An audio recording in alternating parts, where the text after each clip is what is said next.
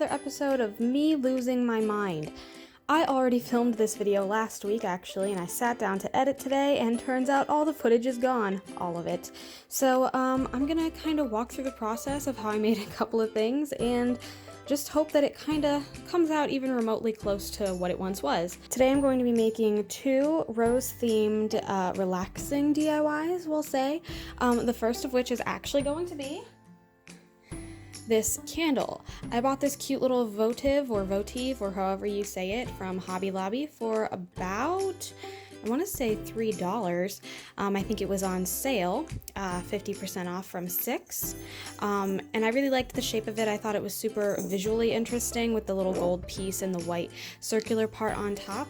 And I decided that I was going to make a cute little rose themed candle. I haven't made a candle in a while on this channel, and I thought it was time. Actually, fun fact, the only piece of footage I still have is the footage, or the time lapse rather, of the wax melting. I actually used a new wax for this. I believe it's called palm wax. Yes, 100% natural palm wax. 100% natural wax, eco-friendly and derived from renewable resources.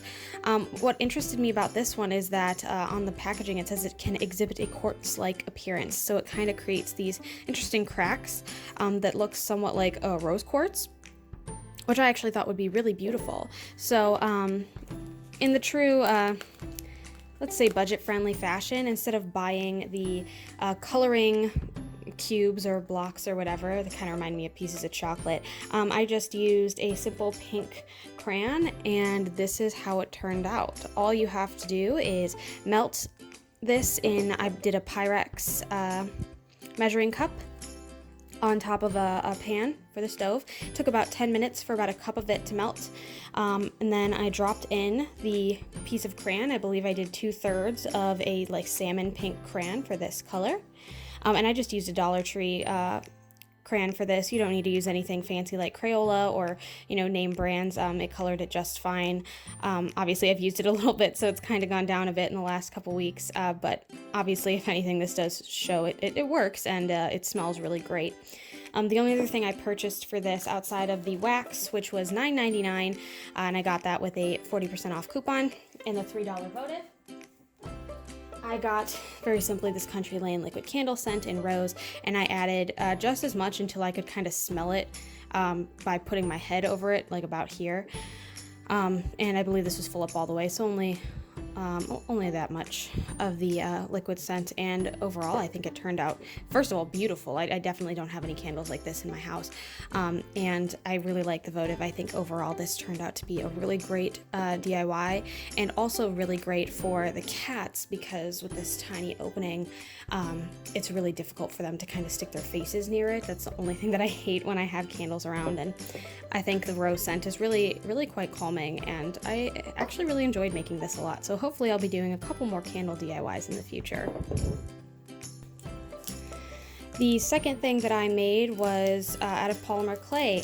I have so much old polymer clay left over from when I thought I was really going to get into it. So I decided to do a kind of marbled effect. Here's my remaining bits of it here with my white. I took 2 whites and 2 of the light pink color and mixed them together to kind of create this like softer, more millennial-like pink. I used 1 of this dark purple color just because I wanted to have a little bit of extra color to it, and as well as just, I think, another block or 2 of the white so that I could create this marbled effect. This did require a little bit of molding, and I think I put some glow in the dark in here too, just so it would look interesting under in some sort of dark situations. I don't think it turned out as well as I'd like, so maybe that's kind of the good part about me losing my footage, is you don't have to see me trying and failing at that. But all you have to do is roll them out into snakes. So let's say like this. Roll it up into a snake, and I made sure they were all about the same length. So it ended up kind of looking a little something like this. I'm not trying to waste a whole bunch more clay, so I'm just going to use what I have here. So I have these 2 little similarly sized snakes, and I'll take a piece of what's already marbled here and do kind of the same. So this looks like a little bit less. I'm just gonna roll that out into the snake about the same size. All you have to do then is stick them kind of straight together like this in a log almost. Kind of give them a squish to kind of get them together, and I just started twisting and folding and then twisting and folding, and eventually when I got it to something that looked a bit like that, flattened it out, and I used a little rolling pin to roll it out a little more evenly and make sure there weren't so many handprints on it. So this is more of what I had. I definitely had more of a pink kind of vibe. This one's definitely looking a little bit more white. But I've rolled it out to, I think, a 1/4 inch thickness. And from there, I did the 1/4 inch because the directions were based on 1/4 inch thickness, and I thought that seemed appropriate. Rolled it all the way out until it looked a little something like this. This is the finished piece that I had already made. You can kind of see where I had the glow in the dark in there a little bit on this side. But I just rolled it out nice and thin to where I liked it, and I poked a little hole in the end. If you haven't guessed what this is supposed to be, this is just supposed to be a little holder for incense. I got these sweet little rose incense sticks from Five Below, and this is kind of what I used to kind of pick off my color scheme. Was this neat looking sort of, I almost don't know how to describe it, smog-like background on the packaging. So now, after you bake it, I baked it for 15 minutes at I think 250 or 230. You can pull out one of your incense sticks. These smell really great, by the way. And you should just be able to stick it into your incense holder, much like that. The important thing to keep in mind here is, since mine is obviously really short, I kind of designed this to fit a very specific part of my, what's the word I'm looking for, my desk. So I definitely had to keep this incense stick at a much higher angle than you normally would have. As you can see here, it goes up pretty straight. But the important part is that you need to have something kind of catching any extra ash or whatever the case may be in this little dish here. And I did kind of pinch the edges up just slightly, but the big thing that I haven't done yet that I did plan to do is I want to glaze the top of this just so that it's a little bit easier to clean. But overall, I think it's a relatively cute idea, and I really like this marbled effect.